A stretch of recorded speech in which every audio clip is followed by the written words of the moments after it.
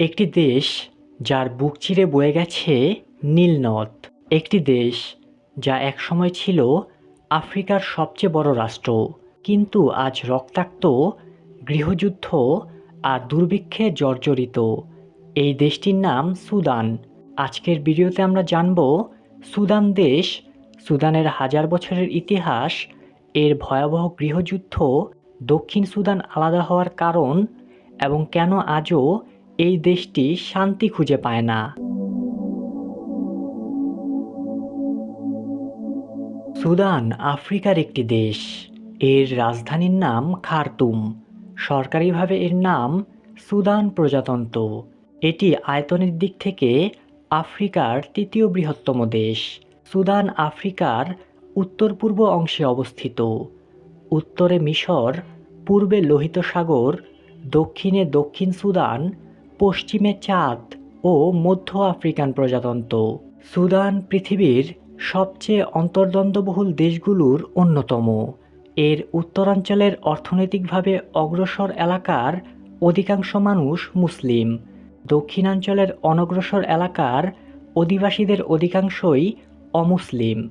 সাংস্কৃতিক, ধর্মীয়, অর্থনৈতিক ও রাজনৈতিক বিভাজন ও মতবিরোধের ফলে সুদানে আধুনিককালের সবচেয়ে রক্তক্ষয়ী গৃহযুদ্ধ অব্যাহত রয়েছে। সুদানের সরকারি ভাষা আরবি ও ইংরেজি। উত্তরাঞ্চলের প্রধান ভাষা আরবি। এছাড়া পূর্ব, পশ্চিম ও মধ্য সুদানেও আরবি প্রচলিত। তবে এসব এলাকায় উপজাতীয় ভাষাও প্রচলিত রয়েছে।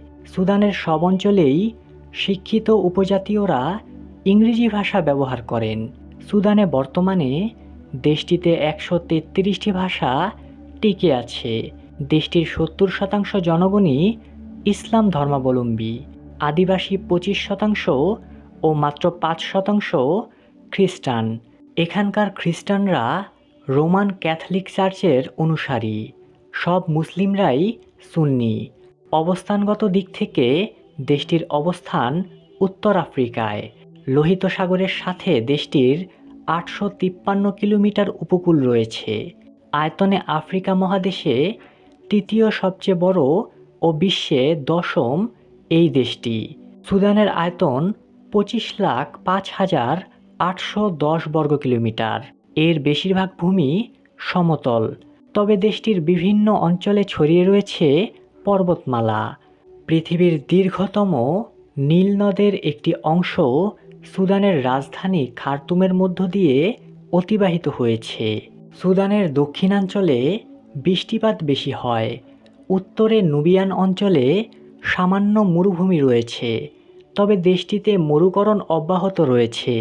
দেশটির বিচার ব্যবস্থা ইসলামী শরিয়া মোতাবেক পরিচালিত।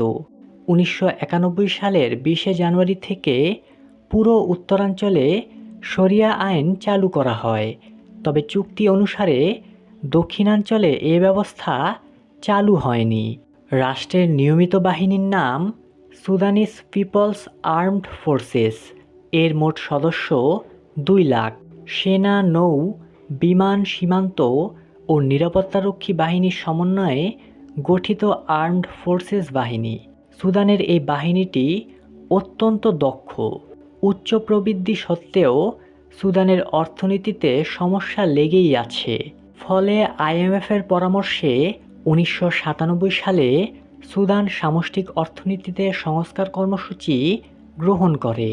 1999 সালে দেশটি অপরিশোধিত তেল রফতানি শুরু করে। সে বছরই লক্ষ্যমাত্রার চেয়ে বেশি রফতানি আয় সম্ভব হয়। তেল রফতানির ফলে 2003 সালে দেশটিতে প্রবৃদ্ধির হার দাঁড়ায় 6.1%। বর্তমানে দেশটির প্রধান রপ্তানি পণ্য হচ্ছে তেল, আর দেশটিতে তেলের উৎপাদন দিন দিন নাটকীয়ভাবে বাড়ছে। তেল রপ্তানি বাড়ানোর ফলে 2007 সালে সুদানের প্রবৃদ্ধির হার দাঁড়ায় 9%। পেট্রোলিয়াম, প্রাকৃতিক গ্যাস, স্বর্ণ, ইউরেনিয়াম, তামাসহ গুরুত্বপূর্ণ খনিজ সম্পদে সমৃদ্ধ সুদান। তবে দেশটির অর্থনীতির অন্যতম খাত হচ্ছে কৃষি। উৎপাদক শ্রেণীর 80%ই এ পেশায় নিয়োজিত। দেশের মোট জাতীয় আয়ের 39% যোগান আসে কৃষি থেকে। কিন্তু সেচের ক্ষেত্রে এখনও সুদানের নাগরিকরা বেশিরভাগ সময় বৃষ্টির ওপর নির্ভরশীল। ধারাবাহিক অস্থিতিশীলতার কারণে কৃষিপণ্যের দাম এখনও খুব বেশি। যুক্তরাষ্ট্রের নিষেধাজ্ঞা সত্ত্বেও সুদানের অর্থনীতি বিশ্বের অন্যতম দ্রুত বিকাশমান অর্থনীতি। সুদানের ইতিহাস পৃথিবীর প্রাচীন ইতিহাসগুলোর মধ্যে অন্যতম। সুদানই সেই দেশ যার বুক চিরে প্রবাহিত হয়েছে নীল নদ। এই নদী একসময় মিশরীয় সভ্যতার প্রাণ ছিল। সুদানকে বলা হয় ল্যান্ড অব দ্য ব্ল্যাক ফারাওস, কারণ এখানেই ছিল এক প্রাচীন রাজ্য কুশ কিংডম। সুদানের ইতিহাস মিশরের মতোই পুরনো। প্রায় 3000 বছর আগে নুবিয়ানরা গড়ে তোলে কুশ সাম্রাজ্য, যার রাজধানী ছিল নাপাতা ও পরে মেরৌ। এই রাজারা একসময় মিশর জয় করে ফারাও পর্যন্ত হয়ে গিয়েছিল। আজও মেরৌয়ের মরুভূমিতে দাঁড়িয়ে থাকা শত শত ছোট পিরামিড প্রমাণ করে সুদান একসময় ছিল আফ্রিকার গৌরবময় সভ্যতার কেন্দ্র। 19 শতকে ইউরোপীয় শক্তিগুলো আফ্রিকা দখলের প্রতিযোগিতায় নামে। 1899 সালে সুদান হয়ে যায় ব্রিটিশ ইজিপশিয়ান কন্ডোমিনিয়াম, অর্থাৎ একসাথে ব্রিটেন ও মিশরের অধীনে পরিচালিত হয়। এই সময়ে সুদানের সম্পদ, বিশেষ করে কৃষি ও তেল, বিদেশিদের হাতে চলে যায়, আর স্থানীয় জনগণ পড়ে যায় শোষণের শিকার। 1956 সালে সুদান স্বাধীনতা অর্জন করে, কিন্তু স্বাধীনতার পরপরই শুরু হয় ভয়াবহ বিভাজন। উত্তর অংশ ছিল মুসলিম ও আরব বংশোদ্ভূত, আর দক্ষিণ অংশ ছিল খ্রিস্টান ও আফ্রিকান উপজাতিদের বসতি। এই সাংস্কৃতিক ও ধর্মীয় বিভেদ থেকেই শুরু হয় প্রথম সুদানি গৃহযুদ্ধ, যা 1955 থেকে 1972 সাল পর্যন্ত চলেছিল। যদিও শান্তি চুক্তি হয়েছিল, তবুও আবার 1983 সালে শুরু হয় দ্বিতীয় গৃহযুদ্ধ, যা চলে প্রায় 22 বছর। দীর্ঘ রক্তপাতের পর 2005 সালে শান্তি চুক্তি হয়, আর 2011 সালে দক্ষিণ সুদান আলাদা হয়ে যায়। এভাবেই জন্ম নেয় বিশ্বের নবীনতম দেশ সাউথ সুদান। কিন্তু এই বিভাজনেই শেষ হয়নি সুদানের কষ্ট, কারণ দেশটি আবার নতুন সংকটে পড়ে। 2003 সালে পশ্চিম দারফুনে শুরু হয় ভয়াবহ যুদ্ধ। সরকারি বাহিনী ও জানওয়াজিদ নামের মিলিশিয়া গোষ্ঠী সাধারণ মানুষকে হত্যা, ধর্ষণ ও গ্রাম ধ্বংস করতে থাকে। জাতিসংঘ একে বিশ্বের অন্যতম ভয়ঙ্কর মানবিক বিপর্যয় বলে ঘোষণা দেয়। প্রায় 3 লাখ মানুষ নিহত হয়, আর 25 লাখ মানুষ গৃহহীন হয়ে পড়ে। এই ঘটনায় বিশ্বে সুদানকে ওয়ার টর্ন নেশন হিসেবে পরিচিত করে তোলে। 2019 সালে প্রেসিডেন্ট ওমর আল বশিরের 30 বছরের একনায়কতন্ত্রের অবসান হয়, তবে জনগণের আশার আলো বেশি দিন টেকেনি।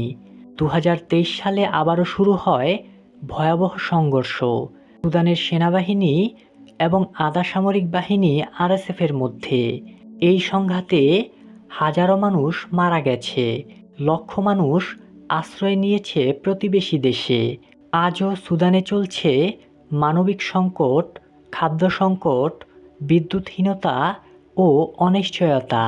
সব বিপর্যয়ের মাঝেও সুদানের মানুষ আশাবাদী। এখানকার সঙ্গীত, পোশাক, খাদ্য ও আতিথেয়তা আফ্রিকার অনন্য ঐতিহ্য বহন করে, আর নীলনদ এখনও জীবনের প্রতীক হয়ে বয়ে চলেছে। সুদান প্রমাণ করেছে ধ্বংসের ভেতরেও মানুষ স্বপ্ন দেখতে জানে। সুদান এক দেশের গল্প, যেখানে সভ্যতা জন্মও হয়েছে, আবার অমানবিকতা দেখেছে, যেখানে নদী বইছে শান্তির প্রতীক হয়ে, কিন্তু মানুষ এখনও খুঁজছে সেই প্রকৃত স্বাধীনতা। আজকের ভিডিওটি এই পর্যন্তই। ভিডিওতে আপনার মতামত অবশ্যই জানাবেন, আর এমন আরও ভিডিও দেখতে চাইলে চ্যানেলটি ঘুরে দেখুন।